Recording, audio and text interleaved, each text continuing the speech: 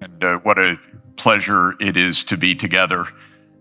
And I really hope we can have a dialogue also, so I can hear what's on your mind and questions and brainstorming together on the complexities of the world today, which is, in a technical term, a mess.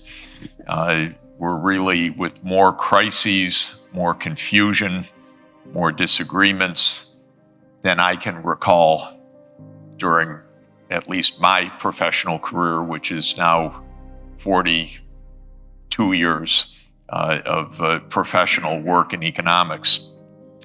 Thank you for the reminiscences of 30 years ago, the start of the transformation. And I'll start back 10 years before that just for a moment, because I studied economics in the 1970s, and that was an era of stagflation as we have right now. High inflation and big shocks to output. And I thought that's a good thing to write a dissertation about. So my dissertation in 1980 was on stagflation and supply shocks. And my first book was called The Economics of Worldwide Stagflation, exactly 40 years ago this year. So I'm living a deja vu from 40 years ago because stagflation is back. So I've seen it before, and it gives me some thought. I didn't want to see it again this way. Like the stagflation of the 1970s, so many of the causes of our crisis are human-made blunders and mistakes. We've done it again, and we should really learn better from the past. And the events of 30 years ago, those early days of transformation, also continue to have a big shadow on today in ways that I didn't expect. Because after I got involved with stagflation in the early 1980s, we had a terrible economic crisis worldwide in the 1980s in the developing world and in Central and Eastern Europe, of course. Big debt crisis that came in part from the end of that stagflationary period.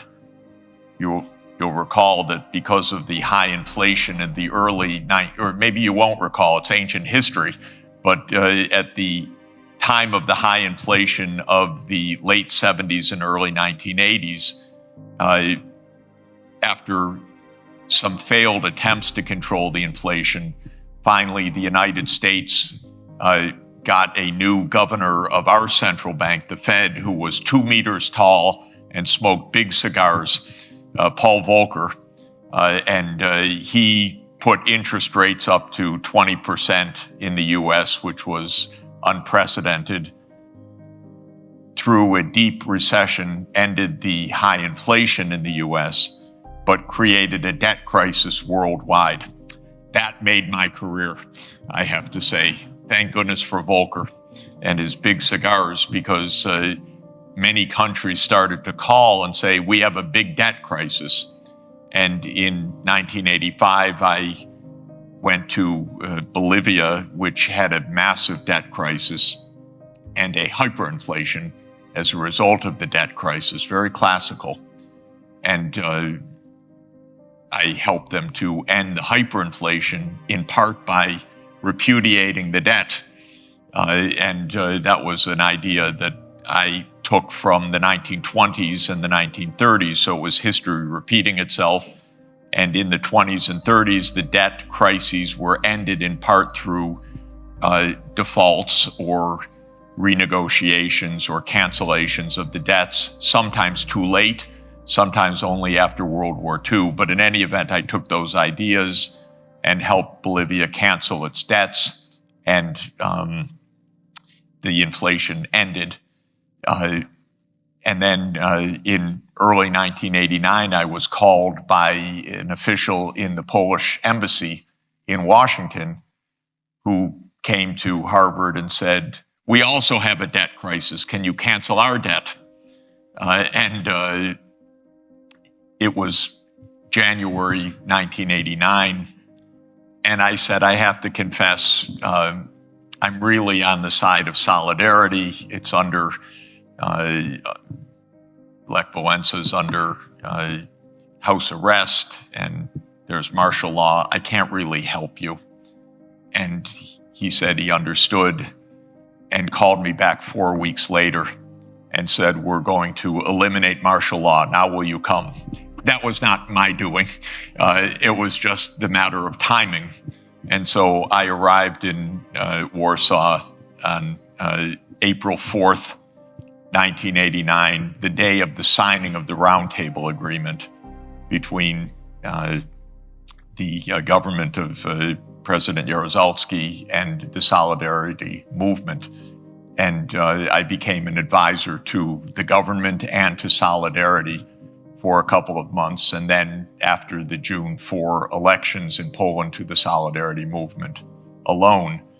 And I'll say one word about shock therapy, which is that they asked, what should we do?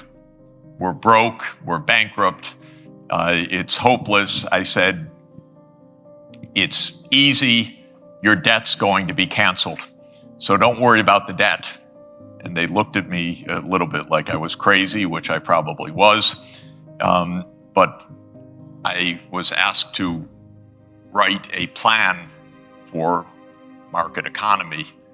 And it was in the apartment flat of a wonderful Polish leader named Jacek Kuron, who went from jail to become the Minister of Labor, and he was a close advisor to Lech Wałęsa. And so one night, I spent about 4 hours describing my idea of what a market economy reform would look like.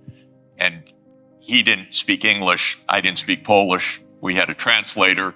There was a lot of smoke, a lot of whiskey that he was drinking. And every few minutes he'd pound on the table, tak rozumiem, tak rozumiem. I understand. And at the end of this, at about midnight, he said to me, okay, you have to write this. Now, we need this in a memo.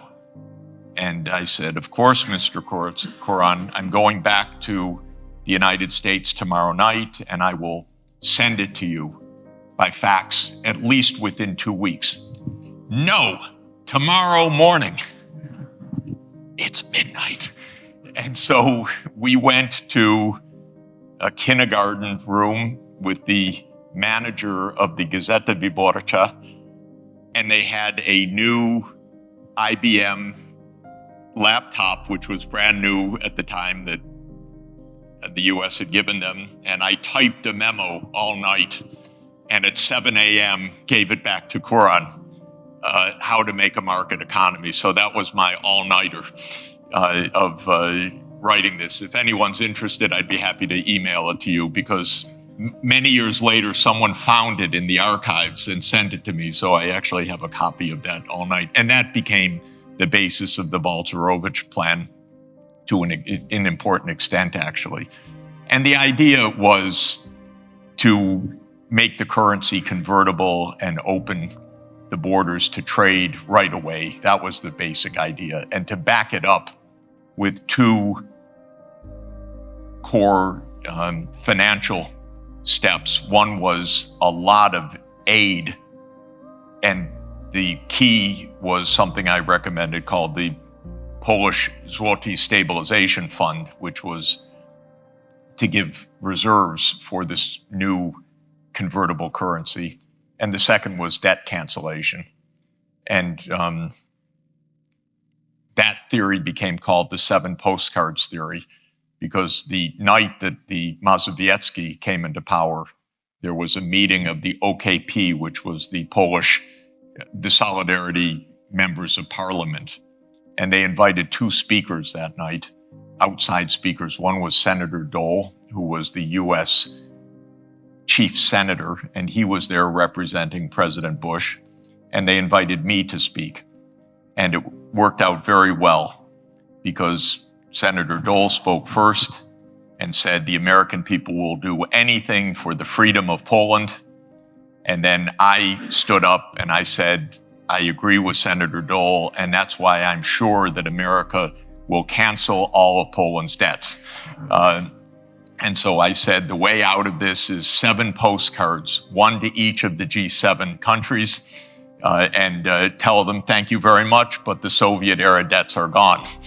And in the end, Poland got about 60% of its debts canceled. The last step was Germany, because Germany was very resistant to canceling debt, as you can imagine. It took Balcerowicz. I sent Balcerowicz a copy of the 1953 London Agreement between post-Nazi Germany and the West, canceling the pre-World War II German debt. And Balcerowicz handed it to Helmut Schmidt, who looked at it in the meeting and said, you know, you have a point. Ended up, Germany supported the cancellation of the debt also. Not 100% as I wanted, 60%. So that was the origins of that. But it's worth all this reminiscing, I hope, to make a geopolitical point, which is that after that happened, I was asked by Grigory Yavlinsky, who was advisor to Gorbachev, to help President Gorbachev in 1990. And I believed that Gorbachev's idea, what he called the common European home, was exactly the right idea for Europe and for the Soviet Union. This is before the end of the Soviet Union. But Gorbachev said we should have a democratic Soviet Union, and it should be completely open, and we should have a peaceful European home, in fact, that stretches from Rotterdam to Vladivostok. I loved Gorbachev. I thought he was a man of incredible integrity and decency, basically, because he believed don't shoot people.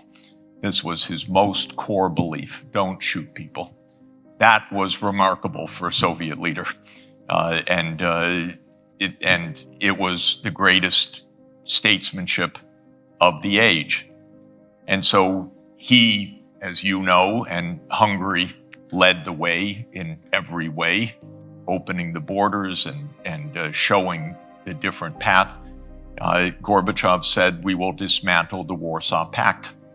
And it happened at the time that Helmut Kohl and Hans-Dietrich Genscher